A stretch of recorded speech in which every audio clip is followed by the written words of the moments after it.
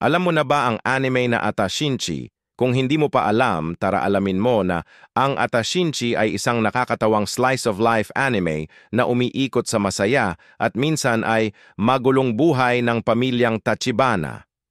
Ang kwento ay sumusunod kay Mikan Tachibana, isang ordinaryong dalagita, at sa kanyang kakaibang pero lovable na pamilya, lalo na ang kanyang nanay na kilala sa pagiging madaldal, mahigpit, at laging may sariling paraan ng pag-aasikaso ng bahay. Kasama rin ang kanyang tahimik pero masipag na tatay at ang kanyang nakakatuwang nakababatang kapatid na si Yuzuhiko. Puno ng nakakatuwang eksena, relatable na sitwasyon, at tunay na pamilyang vibes, ang Atashinchi ay isang anime na siguradong magpapatawa at magpapainit ng puso ng sinumang manonood. Isa itong perfect na kwento ng simpleng buhay pamilya na tiyak na magpapaalala sa atin ng ating sariling tahanan.